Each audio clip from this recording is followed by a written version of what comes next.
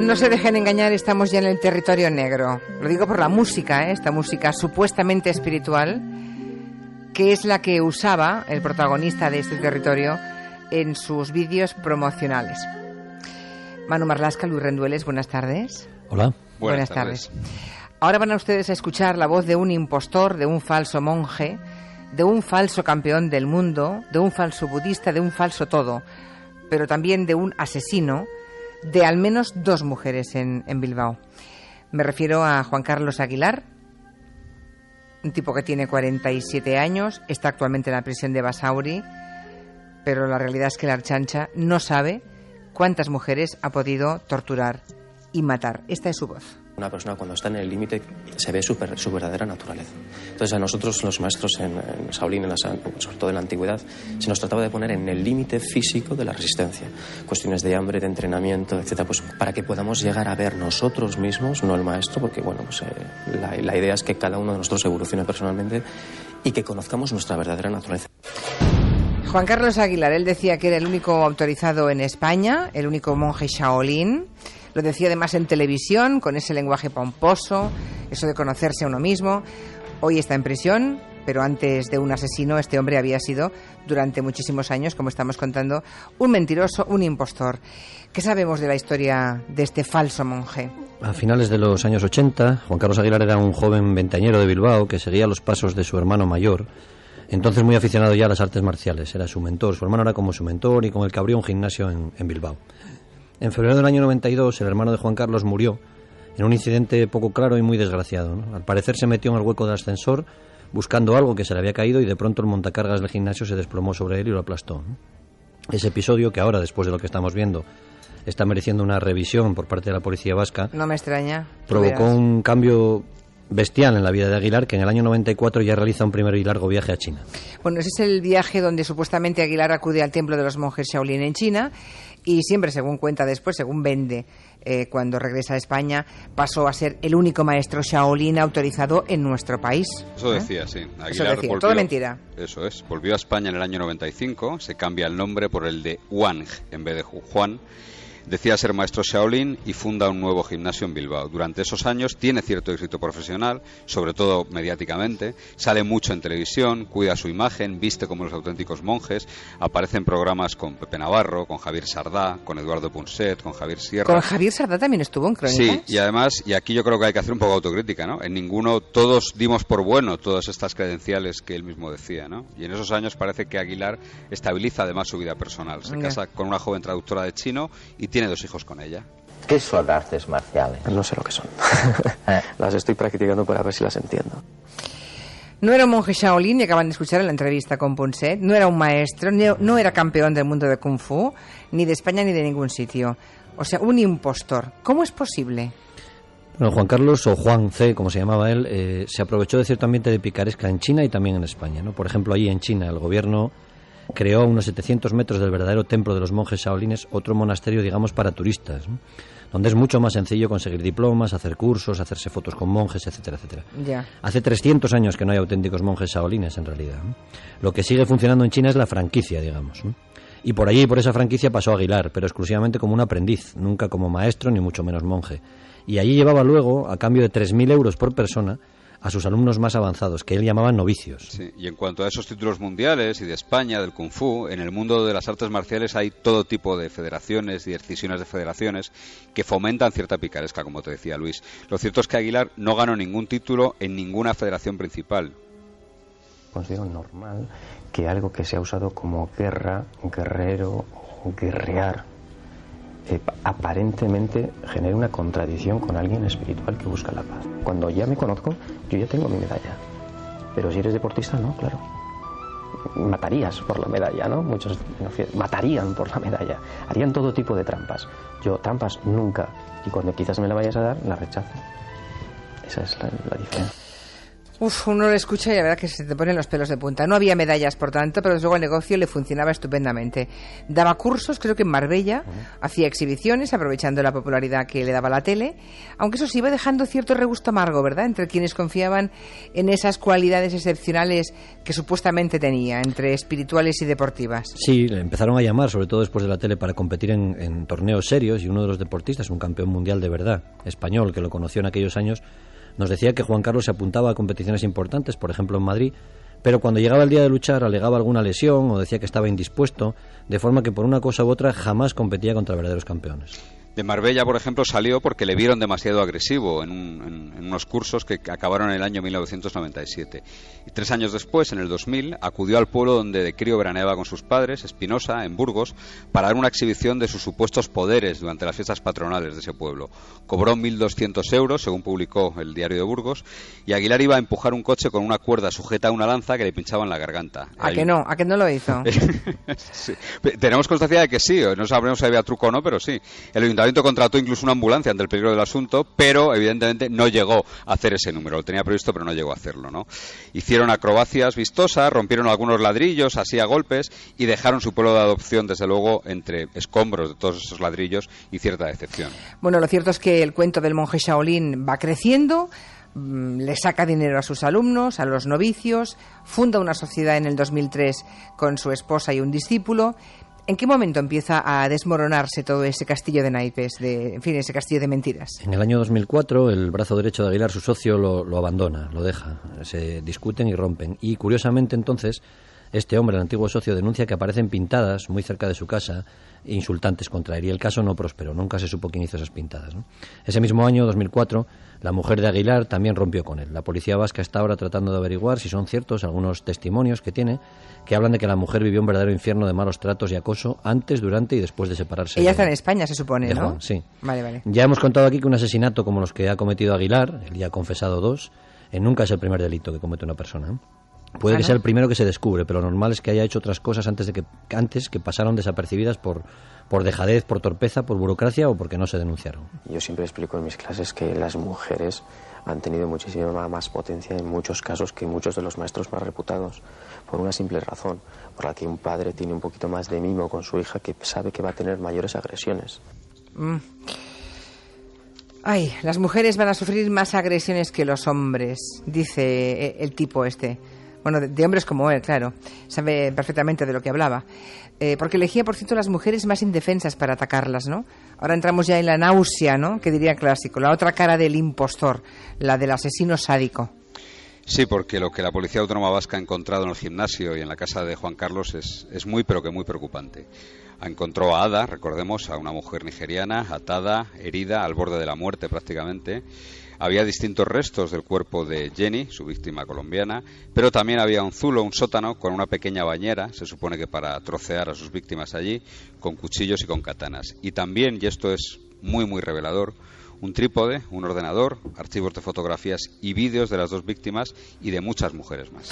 O sea, fotografías de muchísimas más mujeres y vídeos. ¿Pero qué pasa? ¿Que eran unas snuff movies? ¿O grababa los crímenes o qué pasa?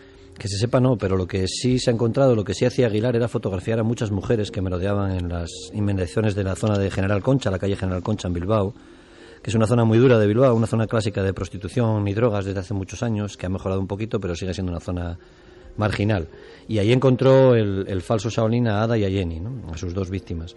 También grabó a varias mujeres más que estaban a punto de practicar el acto sexual, no sabemos si forzadas o libremente con él, y algunas otras más con los ojos vendados o con aspecto incluso de estar inconscientes, ¿no? Esas imágenes tan tremendas son las que ahora están cotejando los investigadores de la Ertzaintza con denuncias por mujeres desaparecidas en el País Vasco para tratar de averiguar si cometió más asesinatos. Que tú, si funcionas como un animal más, funcionando con los sentidos, no vas a llegar a comprender o no vas a llegar a colocarte en esa situación. Entonces lo que hay que hacer es superar. Nosotros como budistas, para nosotros es sencillo porque es nuestra creencia básica. Superar tu instinto animal. ¿Y con qué tono, verdad? Rimbombante y pretencioso. Bueno, ¿había un perfil entre las mujeres que este individuo escogía para atacarlas o para fotografiarlas? Sí. Los archivos que tiene son sobre todo las fotos de mujeres indefensas, de mujeres con problemas de alcohol, de drogas, con prostitutas. Son casi todas extranjeras, porque frente a su casa también había un pub frecuentado por muchas jóvenes africanas desarraigadas, de forma que podía codiciar y fantasear desde su propia ventana, sin moverse de casa. Hay que pensar que las prostitutas son las víctimas preferidas por los asesinos en serie, no solo en Estados Unidos, que nos lo han enseñado el cine y la televisión, sino en todo el mundo, ¿no? Ellas tienen que irse con desconocidos sin hacer muchas preguntas, no suelen tener domicilios fijos, y si desaparecen de un barrio, de una zona o de una ciudad incluso, nadie pregunta por ellas con demasiado entusiasmo ni insistencia, ¿no? Yeah. Y desde luego casi nadie acude a la policía a preguntar por ellas. Y algo aún más repugnante, ¿no? Decís que ha habido asesinos en serie que han atacado a prostitutas con argumentos, en fin, no quiero decir morales porque me resulta inmoral, pero ellos lo han mantenido eso, sí, ¿no? Es así, ¿eh? Los expertos lo llaman asesinos misioneros o asesinos apostólicos, ¿no? Son criminales que aseguran que tienen que cumplir un mandato, una misión, limpiar las calles, quitar basura de la sociedad, ¿no? Los hemos visto en pelis como Taxi Driver, con De Niro, en Seven, la de los 7 pecados capitales con Kevin Spacey, ¿no? En la vida real son asesinos mucho menos brillantes y mucho más dañinos, claro, y ejemplos reales de este tipo son asesinos misioneros. Fueron Robert Picton, que es el mayor asesino de Canadá, un granjero que mató a 27 mujeres y que fue detenido en el año 2002, y sobre todo Gary Ridgway, que le llaman el asesino de Green River, que mató 49, fue declarado culpable de matar a 49 mujeres prostitutas en Estados Unidos, aunque él asegura y presume de haber matado a 71 mujeres. Sí, no sabemos aún si Juan Carlos Aguilar puede encajar en ese perfil, porque lo cierto es que no ha querido declarar ante el juez y ante la policía solo se limitó a hablar del caso de Jenny, de la mujer colombiana. Tenía restos de ella en casa, por ejemplo, tenía las prótesis de silicona de esta mujer con su número de serie y código con el que se pudo confirmar la identidad de la chica, ¿no? Solo dijo que había matado sin explicar sus razones. Madre mía. Bueno, decís que existen este tipo de asesinos misioneros, les llama la policía, pero también decís que el caso de Aguilar os recuerda, por cómo ha ocurrido, al de hace muchos años, en un mesón de Madrid, ¿verdad? Era aquel mesón que se llamaba El Lobo Feroz. Sí. Lo comentamos aquí en su momento. Aguilar fue detenido ahora en Bilbao, hace unos días en Bilbao, gracias a un vecino que vio cómo arrastraba por los pelos. Él solo mide unos 60 y tiene cierto complejo de bajito, según algunos de sus exalumnos, a Ada, su última víctima, y vio cómo la metía dentro del gimnasio. El vecino llamó a la policía y los rechainas tiraron la puerta del local con un mazo, ¿no? Llegaron a sacar de allí con vida a la joven nigeriana, a la que rescataron porque estaba atada y muy mal herida, aunque murió días después en el hospital. Y hace 25 años, muy cerca de la Puerta del Sol, en Madrid, los gritos de una mujer, de una prostituta que se llamaba Araceli, alertaron a una vecina también, que también avisó a la policía. Un exlegionario que se llamaba Santiago San José Pardo, que tenía entonces 31 años, la estaba acuchillando con un cuchillo jamonero. La policía salvó la vida de Araceli y San José fue detenido, pero bueno, fue posteriormente puesto en libertad. Casi 2 años después, en el año 89, varios obreros encontraron en el mismo local, en ese mesón del Lobo Feroz, los cuerpos, los esqueletos ya de otras 2 mujeres, que supuestamente eran otras 2 prostitutas que había cogido en la calle de la Cruz, que habían sido asesinadas con un cuchillo jamonero y emparedadas allí por San José, que fue detenido y condenado a 71 años de prisión. 71 años de cárcel. Bueno, espero que me contéis ahora que el tal San José está en prisión. Bueno, este territorio casi nunca tiene finales estilo Disney. Ya. Siempre recordamos a la gente... Me conformaría con que fueran justos. Siempre recordamos a la gente que, pese a lo que algunos nos quieren hacer creer, el Código Penal de Franco, el del año 73, que estuvo vigente muchos años en democracia, era el más beneficioso para cualquier tipo de criminal, ya fuera asesino, violador, pederasta o lo que fuera, ¿no? San José se benefició de ese código penal franquista y salió en libertad después de cumplir nada más 15 años. 15 años y está en la calle. Sí, hace tiempo ya. Además se redimió. Sí, hace muchos años. Lo último que supimos de él, gracias al maestro Jesús Dúa, que sigue en el diario El País dándonos clases, es que trabajaba como guardia de seguridad en un centro comercial de Málaga y que no hacía nada mal su trabajo, recibía incluso premios. En cuanto a sus víctimas, sí, eran prostitutas. Una se llamaba Mariluz Varela, tenía 22 años y tenía 2 hijos ya. Y otra, todavía hoy, tantos años después, no se sabe si se llamaba Josefa o Teresa, porque así la llamaban sus compañeras de esquina, de los 2 nombres, ¿no? Ya. Y nadie se presentó nunca interesándose por ella. Oye, ¿y ese San José, que a lo mejor ahora sigue de guardia de seguridad en un centro comercial de Málaga, ese criminal con puntos en común con este falso monje, supuestamente estaba loco, explicó qué motivos tenía él para cometer esos crímenes del Lobo Feroz, según su versión? Pues sus explicaciones fueron muy confusas, al estilo de lo que ha hecho ahora Aguilar, ¿no? Te voy a leer textualmente de un informe. Decía sobre uno de los crímenes: no sé bien lo que hice, me dio algo en la cabeza, parece que le di con el cuchillo. El informe que le hizo el profesor José Antonio García Andrade revela que era un alcohólico tremendo y que tenía una inteligencia de tipo medio, que tenía un trastorno y que era un sádico, pero no era un loco, como decimos vulgarmente, ¿no? Yeah. Por ejemplo, presumía de que se había hecho pasar por loco trabajo para que le dejaran irse del servicio militar y lo había conseguido, de hecho. Y en cuanto a Aguilar, todo indica que está perfectamente cuerdo, que no tiene ninguna enfermedad que aconseje que no se le juzgue y que se le encierre en un Sí, porque secreto. él dijo enseguida que tenía un tumor cerebral, que le había vuelto más agresivo desde hace unos años, pero supongo que todo esto es mentira también. Sí, parece que es mentira.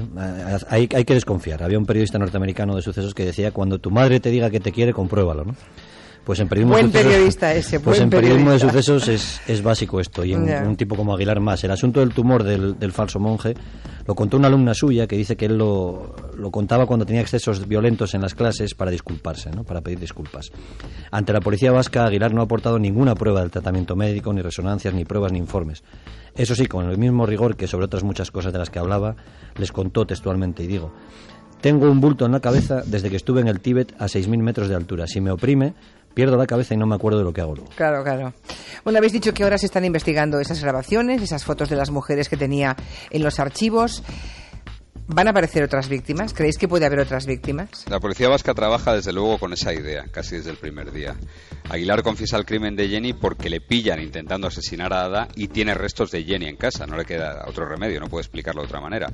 Pero es muy raro que esos sean sus primeros ataques, sus primeras víctimas. Da la impresión de que se pudo haber relajado, de que muchos crímenes le habían dado un aire de impunidad, y sería casi milagroso que le hubieran sorprendido tan pronto, ¿no?, a su segundo crimen. Ojalá.